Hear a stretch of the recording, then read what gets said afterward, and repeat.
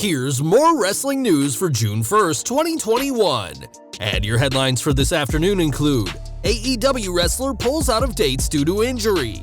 Don Callis accepts a new role in AEW. Major details about AEW's Stadium Stampede match. Ryback calls out WWE for disgusting and criminal social media practices. WWE officials want Raw superstar to put on size, character changes coming soon. Tony Khan explains why he cut WWE NJPW promo. Former WWE superstar says JBL tried to hurt him inside the ring, and more. We're starting today with Joey Janela, who has put his body through a lot over the years, and now all those bumps are catching up to the bad boy. In a video message, Janela said he's not cleared to compete at this time, which will cause him to miss 2 scheduled dates in June for GCW wrestling, and since his doctor doesn't know the severity of his injury at this time, there's no definite time frame for his in-ring return. Janela will still be able to do commentary for those events, but can't wrestle, and said he's 85% sure he'll be able to wrestle his scheduled date in Texas on July 9th. At this time, it's hard to say what's exactly wrong with the bad boy of AEW, who's suffered a variety of injuries over the years, but whatever the case, we're hoping for a speedy recovery. Last month, we reported that Don Callis had been removed from Impact's executive page, and now his only role in Impact is as an on-screen performer.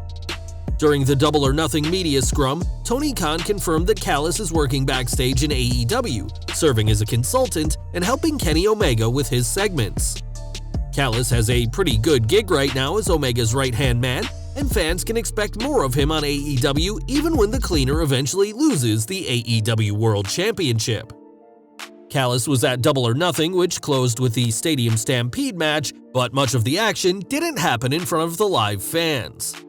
Whilst the match did eventually make its way to the crowd, most of the match was watched on screens at Daly's place, just like the crowd at home.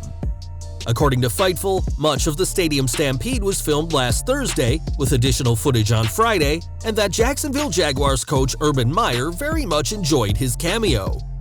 The report adds, "The editing process was put over as it was a pretty swift turnaround considering what they filmed.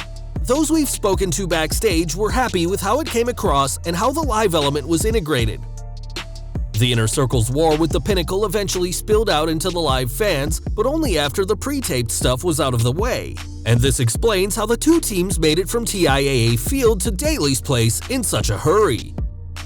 At 72 years old, Ric Flair hasn't competed in a WWE ring for a very long time, but the dirtiest player in the game still isn't afraid to take a bump. This week, Andrade shared a video by the pool where he can be seen suplexing the Nature Boy into the water, in a hilarious sight that was captured on video. Flair clearly has a lot of trust in the man set to become his son-in-law, and in the caption, Andrade thanked Flair for taking the suplex.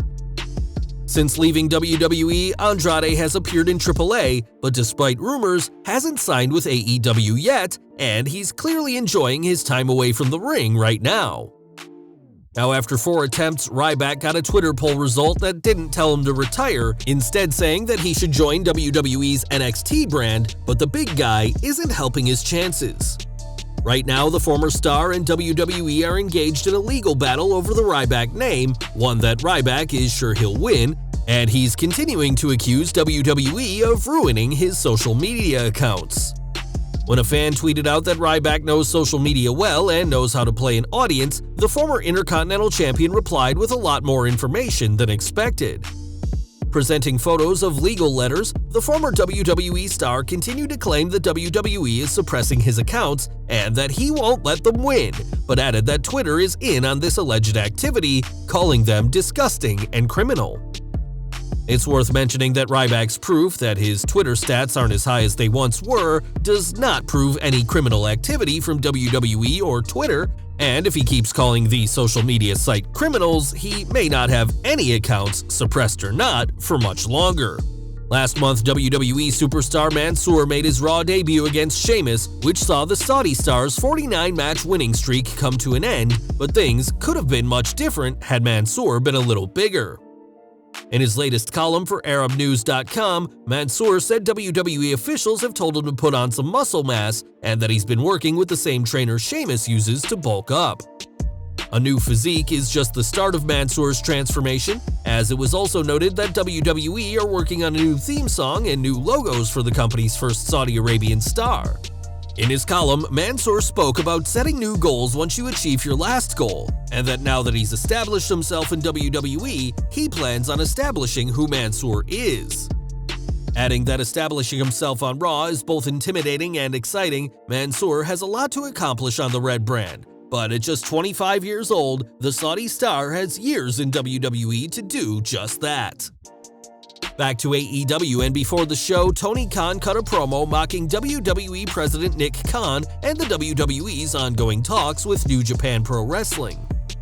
When asked during the media scrum about the promo, Khan defended his actions, saying that he talked to New Japan himself and they encouraged him to cut the promo. He added, "I thought it would be a good promo and so it made sense. We have a lot of stuff going with New Japan, and everyone's welcome to talk to each other in the wrestling business, but we've done some great stuff with New Japan over these last few weeks." Khan was also asked about the surprise debut of Mark Henry, who will be an analyst for AEW Rampage, and explained that the two are friends and that Henry said he was available and ready to do things for AEW. A former world champion and respected veteran of wrestling, Khan said that Henry gives his opinions on Busted Open Radio, but he also provides great scouting reports and has mentored some phenomenal wrestlers. Adding that Henry will be a great on-air personality as well as a backstage influence, Khan is understandably pleased to have Henry join AEW at Double or Nothing, and we'll have to see how he fares when Rampage premieres at 10 p.m. Eastern on August 13th. On this week's Raw, fans saw the continuation of the RK Bro tag team, and while Randy Orton hasn't started riding down to the ring on a scooter just yet, it wouldn't surprise us if he did.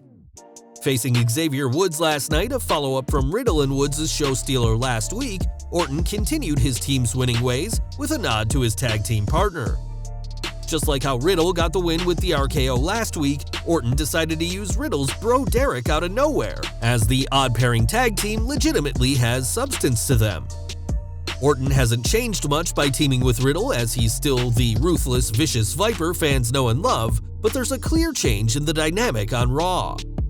Despite the past year being difficult for everyone, Orton has had an incredible 12 months, and we're excited to see what RK Bro do next after notching up yet another victory.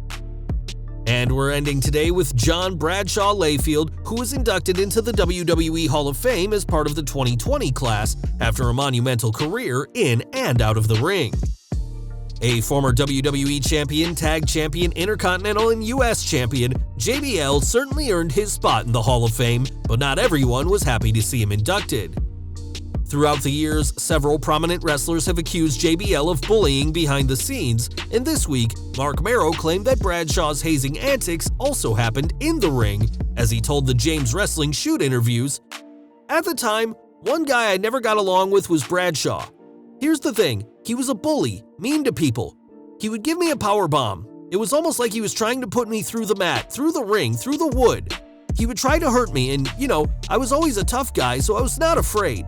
When I found out I was going to fight him at Brawl for All, I was really excited." Despite their differences, Merrow commended Bradshaw for his charity work in recent years, but for years, the Wild Man was just one of many superstars JBL had a problem with. Well guys, that's our news for today. Please share your comments below. Also hit the like button, subscribe to our channel, and hit the bell icon to receive all notifications. And as always, thanks for watching.